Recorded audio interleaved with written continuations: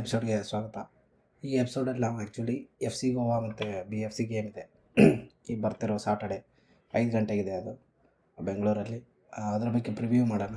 ಮತ್ತು ಗೋವಾ ಯಾವ ಥರ ಇದ್ದಾರೆ ಇವಾಗ, BFC ಯಾವ ಸ್ಟೇಜಲ್ಲಿದ್ದಾರೆ, ಲೀಗ್ ಯಾವ ಥರ ಇದೆ ಪ್ರೆಸೆಂಟ್ಲಿ, ಅದ್ರ ಬಗ್ಗೆ ಒಂದು ಸ್ವಲ್ಪ ನೋಡೋಣ.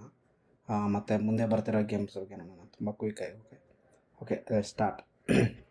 ಫಸ್ಟ್ ಆಫ್ ಆಲ್ ಗೋವಾದ್ದೇನೆಂದರೆ, ಇಬ್ಬರು ಪ್ಲೇಯರ್ಸ್ ವಾಪಸ್ ದಿ ಇನ್ವೆಂಟೆಡ್ ದೆಮ್ಸೆಲ್ವ್ಸ್ ಅನ್ನೋ ಥರ.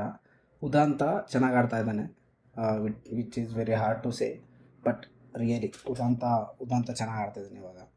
ಉದಾಂತ ಜೊತೆಗೆ ಬೋರಿಸಿಂಗ್ ಮತ್ತು ಮುಂಚೆ ಎಲ್ಲ ವಿಂಗಲ್ಲಿ ಆಡ್ತಿದ್ದ, ಮಿಡ್ಫೀಲ್ಡಲ್ಲಿ ಆಡ್ತಿದ್ದ, ಮತ್ತು ಬೇರೆ ಲೆಫ್ಟ್ ವಿಂಗಲ್ಲಿ ಆಡ್ತಿದ್ದ, ಎಲ್ಲ ಕಡೆ ಆಡ್ತಿದ್ದ. ಬಟ್ ಅಗೇನ್ ಇವಾಗ ಅವನು ತನ್ನ ಸೇಮ್ ಪ್ಲೇಸ್ಗೆ ಹೋಗಿದ್ದಾನೆ, ರೈಟ್ ಬ್ಯಾಕಿಗೆ. ತುಂಬ ಚೆನ್ನಾಗಿ ಆಡ್ತಾ ಇದ್ದಾನೆ. ಹೋಪ್ಫುಲ್ಲಿ ತುಂಬ ಒಳ್ಳೆಯ ಪ್ಲೇಯರ್ ಕೂಡ. ನೀವು ನಮ್ಗೆ ನೆನಪಿದ್ರೆ ಅಂಡರ್ 70 ವರ್ಲ್ಡ್ ಕಪ್ ಇದ್ದಾಗ one of the important player ಇದ್ದ ಅವನು.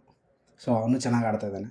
ಅವನ ಜೊತೆಗೆ ನಾನು ಬಿಗ್ ಫ್ಯಾನ್ ಈ ಪ್ಲೇಯರ್ಗೆ. ಆ್ಯಕ್ಚುಲಿ ಯಾವಾಗಲೂ ಹೇಳ್ತಾನೆ ಇದ್ದೆ ಇದರ ಬಗ್ಗೆ. ನಾನು ಯಾಸಿರ್ ರಹಮಾನ್ ಬೇಕು, ನಂಬರ್ 10 ಥರ ಇರೋ ಆ ಥರ ಅಟ್ಯಾಕಿಂಗ್ ಮೈಂಡ್ ಸೆಟ್ ಇರೋಂಥ ಮಿಡ್ಫೀಲ್ಡರ್ಸು BFCಯಲ್ಲಿ ಇಲ್ಲ, ಯಾಸಿರ್ ರಹಮಾನ್ ಬೇಕಿತ್ತು ಅಂತ ಅವನ್ನ ಹೈದರಾಬಾದಿಂದ ತೊಗೋಬೇಕಿತ್ತು ನಾವು. ಬಟ್ ತುಂಬ ಒಳ್ಳೆ ಚಾನ್ಸ್ ಮಿಸ್ ಮಾಡ್ಕೊಂಡ್ವಿ ಅನಿಸ್ತವಾಗ.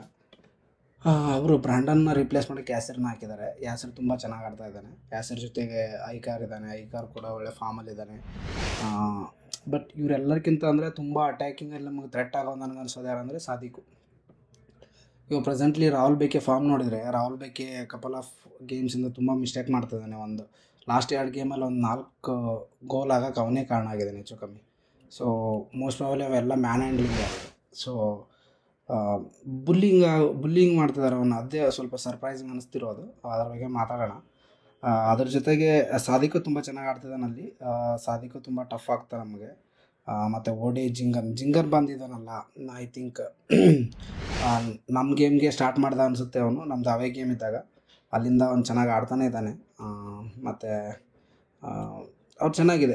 ಒಂದು ಒಳ್ಳೆ ಸ್ಕ್ವಾಡ್ ಇದೆ ಆ್ಯಕ್ಚುಲಿ ಮನಲ್ಲೋ. ಮತ್ತು ಅವ್ರಿಗೆ ಒಳ್ಳೆ ಫಾರ್ಮಲ್ಲಿದ್ದಾರೆ. ಬೇರೆ ಅವ್ರು ಲಾಸ್ಟ್ 5 ಗೇಮ್ಸ್ ವಿನ್ ಆದ್ರು ಅನಿಸುತ್ತೆ. ಸೊ ತುಂಬ ಚೆನ್ನಾಗಿ ಆಡ್ತಾಯಿದ್ದಾರೆ ಕೂಡ ಅವರು. ಅವ್ರದ್ದು ಬಿಟ್ಟರೆ ಈ ಕಡೆ ನಮ್ಮ BFC ಪಾರ್ಟಿ ಬಂದರೆ ನುಗ್ವೇರ ಮತ್ತು ಶಿವಾಲ್ಡೋ ಇಂಜುರಿ ದಿನ ಅಪ್ಡೇಟ್ ಇಲ್ಲ ನಮ್ಮ ಕಡೆ. ಅವರಿಬ್ಬರು ಬರ್ತಾರೋ ಇಲ್ಲ ಅಂತ ಐಡಿಯಾ ಇಲ್ಲ. ಅವರಿಬ್ಬರು ಬಿಟ್ಟರೆ ಮಿಕ್ಕಿದ್ದೆಲ್ಲ ಸ್ಕ್ವಾಡ್ ಅವೈಲೇಬಲ್ ಇರುತ್ತೆ. ಸೊ ಆಬ್ವಿಯಸ್ ಆಗಿ ರ್ಯಾನ್ ಸ್ಟಾರ್ಟ್ ಮಾಡೋ ಎಲ್ಲ ಪಾಸಿಬಿಲಿಟಿ ಇದೆ ಅವ್ನು ಆಡಿದ್ದು ನೋಡಿದರೆ. ಬ್ಯಾಕ್ಲೈನಲ್ಲಿ ಏನೂ ಚೇಂಜಸ್ ಆಗೋಲ್ಲ. ಬಟ್ ನಾನು ಹೋಪ್ ಏನು ಮಾಡ್ತೀನಿ ಅಂದರೆ, ಈ ಪರ್ಟಿಕ್ಯುಲರ್ ಗೇಮ್ಗೆ ಸನಾನ್ ತೊಗೊಂಡು ಬಂದು ಬೇಕೇನ ರೆಸ್ಟ್ ಮಾಡೋದು ಒಳ್ಳೆ ಕೆಲಸ ಅನಿಸುತ್ತೆ. ಅವ್ನು ಕಂಟಿನ್ಯೂಸ್ ಆಡ್ತಿದ್ದಾನೆ. ಮೇ ಬಿ ಅದರ ರೀಸನ್ ಇರಬೇಕು. ಲಾಸ್ಟ್ 2 ಗೇಮಿನ ತುಂಬ ಮಿಸ್ಟೇಕ್ ಮಾಡಿದ್ದಾನೆ. ಅಲೆಕ್ಸ್ ಮತ್ತು ಸಾನಾ ಸ್ಟಾರ್ಟ್ ಮಾಡೋದು ಒಳ್ಳೆ ಲಕ್ಷಣ ನನಗನ್ಸಿದ ಮಟ್ಟಿಗೆ. ಅದ್ರ ಜೊತೆಗೆ ಪೆಡ್ರೋ ಸ್ಟಾರ್ಟ್ ಮಾಡಬೇಕು. ಯಾಕಂದರೆ ಮತ್ತು ನಾವು ಬ್ಯಾಕ್ 3 ಏನಾರು ಟ್ರೈ ಮಾಡೋಕೆ ಹೋದರೆ ಮತ್ತೆ ಹೊಡಿಸ್ಕೊತೀವಿ. ಸಾಲಿಡ್ ಸೆಂಟ್ರ್ ಮಿಡ್ಫೀಲ್ಡರ್ ಬೇಕಿಲ್ಲಿ. ಪೆಡ್ರೋ ಜೊತೆಗೆ ಐ ಥಿಂಕ್ ಅಷ್ಟು ಚೆನ್ನಾಗಿ ಆಡಿದ ಲಾಸ್ಟ್ ಗೇಮು. ಹರ್ಷ್ ಅಥವಾ ಫನೇ ಸ್ಟಾರ್ಟ್ ಮಾಡಬೇಕು. ನೋಡೋಣ ಏನಾಗುತ್ತೆ ಅಂತ. ಅದು BFC ಪರ್ಟಿಕ್ಯುಲರ್ಲಿ. ಆದರೆ ನೆಕ್ಸ್ಟ್ ಇಂಪಾರ್ಟೆಂಟ್ ಥಿಂಗ್ ಏನಂದರೆ, ಇವಾಗ ಪ್ರೆಸೆಂಟ್ಲಿ ಲೀಗ್ ಯಾವ ಥರ ಇದೆ ಅಂತ. ಈ ಪರ್ಟಿಕ್ಯುಲರ್ ಗೇಮ್ ಗೋವಾ ಬಗ್ಗೆ ಗೊತ್ತೇ ಇದೆ ನಮಗೆಲ್ಲರಿಗೂ. ಗೋವಾ BFC ಯಾವಾಗಲೂ ಕ್ಲಾಸಿಕ್ ಗೇಮೇ ಅದು, ಚೆನ್ನಾಗೇ ಇರುತ್ತೆ. ಚೆನ್ನಾಗಿ ಆಡುತ್ತೆ, ಒಳ್ಳೆ ಟ್ಯಾಕ್ಟಿಕ್ಸು, ಒಳ್ಳೆ ಕೋಚ್ಗಳು. ಅವ್ರದ್ದು ಫ್ಯಾನ್ಸ್ ಬರ್ತಾರೆ ಒಂದು ಲೆವೆಲ್ಗೆ ಬೆಂಗಳೂರಲ್ಲಿ. Looking forward. ತುಂಬ ಇಂಪಾರ್ಟೆಂಟ್ ಗೇಮು ಟೇಬಲ್ ಟಾಪಲ್ಲಿರೋಕ್ಕೆ. ಮೋಹನ್ ಬಗಾನ್ ಟಾಪಲ್ಲಿದ್ದಾರೆ ಪ್ರೆಸೆಂಟ್ಲಿ. ಒಂದು ಗೇಮ್ ಹ್ಯಾಂಡಲ್ಲಿದೆ ಬೇರೆಯವರಿಗೆ, ನಂಬರ್ ಆಫ್ ಪಾಯಿಂಟ್ಸ್ ಸೇಮ್ ಆಗಿದೆ.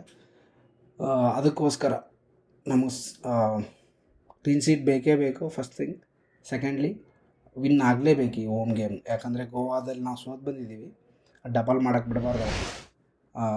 ಆ ಥರ ಹೇಳ್ತಾ ತುಂಬ ಇಂಪಾರ್ಟೆಂಟ್ ಗೇಮು. ದಯವಿಟ್ಟು ಬನ್ನಿ, ಮ್ಯಾಚ್ ನೋಡೋಣ, ಸಖತ್ತಾಗಿರುತ್ತೆ. ಗೆಲ್ಸೋಣ BFC ಮತ್ತೊಂದು ಸರಿ. ಲಾಸ್ಟ್ ಗೇಮ್ ಹೆಂಗಿತ್ತು ಹಂಗೆ ಇರುತ್ತೆ. ತುಂಬ ಜನ ಬನ್ನಿ. ಸಾಟರ್ಡೆ 5 ಗಂಟೆಗಿದೆ. ಸೊ ಬೇಗ ಮನೆಗೆ ಹೋಗ್ಬೋದು. ರಿಟರ್ನ್ ಹೋಗೋ ಪ್ರಾಬ್ಲಮ್ ಇರೋದಿಲ್ಲ. 11 ಗಂಟೆಗೆಲ್ಲ IPL ಥರ. ಸೊ ತುಂಬ ಜನ ಬನ್ನಿ, ಫ್ರೆಂಡ್ಸನ್ನ ಕರ್ಕೊಂಡು ಬನ್ನಿ ಅಂತ ಹೇಳ್ತಾ, ನೆಕ್ಸ್ಟ್ ಇವಾಗ BFC ನೆಕ್ಸ್ಟ್ ಇದಾದಮೇಲೆ ಯಾವ್ದು ಆಡ್ತಾರೆ ಅಂದರೆ, ಡಿಸೆಂಬರ್ 28ಕ್ಕೆ ಚೆನ್ನೈ ಅವೇ ಇದೆ. ಅದಾದಮೇಲೆ Jamshedpur, Mohammedan, Hyderabad, Odisha. So next 5 game ಇವು BFC.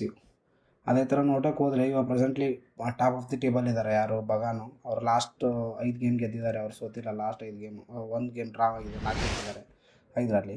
ಅವ್ರ ಮ್ಯಾಚಸ್ ನೋಡಿದರೆ ಅವ್ರಿಗೂ ಒಳ್ಳೆ ಫಿಕ್ಚರ್ಸ್ ಇದ್ದಾವೆ. ನಾರ್ತ್ ಈಸ್ಟ್ ಮೇಲೆ ನಾನು ಡ್ರಾ ಆಗುತ್ತೇನೋ ಅಂದ್ಕೊಂಡಿದ್ದೆ, ಬಟ್ ಈಸಿಯಾಗಿ ಗೆದ್ದುಬಿಟ್ರು ಅವರು. ಅದು ಬಿಟ್ಟರೆ ನೆಕ್ಸ್ಟ್ ಕೇರಳ ಬ್ಲಾಸ್ಟರ್ಸ್ ಇದೆ, ಗೋವಾ ಇದೆ, ಪಂಜಾಬ್ ಇದೆ, ಹೈದರಾಬಾದ್ ಇದೆ. ಇದು ಅವ್ರದ್ದು ನೆಕ್ಸ್ಟು ಮತ್ತು ಈಸ್ಟ್ ಬೆಂಗಾಲ್ ಇದೆ, ಡರ್ಬಿ ಇದೆ ಜನವರಿ 11ಕ್ಕೆ. ಸೊ ಇದು ನೆಕ್ಸ್ಟ್ ಅವ್ರದ್ದು 5 game. Next I think next 5 games decide ಮಾಡುತ್ತೆ ಟೇಬಲ್ ಹೆಂಗಾಗುತ್ತೆ ಅಂತ. ಯಾಕಂದರೆ ಹಾಫ್ ಆಫ್ ದಿ ಸೀಸನ್ ಮುಗಿತಾ ಬಂತು. ಸೊ ನೆಕ್ಸ್ಟ್ 5 ಆದಾಗ ಆಲ್ಮೋಸ್ಟ್ 16-17 ಆಗಿರ್ತೀವಿ. ಮ್ಯಾಚ್ ಡೇ 17 ಇರುತ್ತೆ. I think match day 18-19 decide ಆಗುತ್ತೆ ಅಂತ ನನ್ನ ಫೀಲಿಂಗ್ ಇದೆ. ಪಂಜಾಬ್ಗೂ ಒಳ್ಳೆಯ ಅಪಾರ್ಚುನಿಟಿ ಇದೆ. ಅವರು 9ರಲ್ಲಿ 18 ಪಾಯಿಂಟ್ ತೊಗೊಂಡಿದ್ದಾರೆ. 9 ಗೇಮ್ ಆಡಿರೋದ್ರೆ ಇನ್ನೂ 2ರಲ್ಲಿ 2 ಗೆದ್ದರೆ ಅವ್ರದ್ದು 6 ಪಾಯಿಂಟ್ ಆಗುತ್ತೆ. ಸೊ ಅಗೇನ್ ಅವರು 22 ಪಾಯಿಂಟ್ ಆಗ್ತಾರೆ, 24 ಪಾಯಿಂಟ್ ಆಗ್ತಾರೆ. ಸೊ ಆ ಥರ ನೋಡೋಕೆ ಹೋದರೆ ಅವ್ರಿಗೂ ಒಳ್ಳೆ ಅಪಾರ್ಚುನಿಟಿನೇ ಇದೆ. ಅವರು ಇನ್ನೂ 2 ಗೇಮ್ ಆಡಬೇಕು. ಒಂದು ಪಂಜಾಬ್ ಮತ್ತು ಬಗಾನ್ ಗೇಮ್ ಇದೆ, ಅದು ತುಂಬ ಇಂಪಾರ್ಟೆಂಟ್ ಗೇಮ್ ಆಗುತ್ತೆ, ನೋಡೋಣ. ಆ ಥರ ಹೇಳ್ತಾ ಸಿಗೋಣ, ಸಾಟರ್ಡೆ ಸಿಗೋಣ. ಮತ್ತು ತುಂಬ ಮಾತಾಡೋಣ. BFC ಗೆಲ್ಸೋಣ. ಕಮಾನ್ BFC.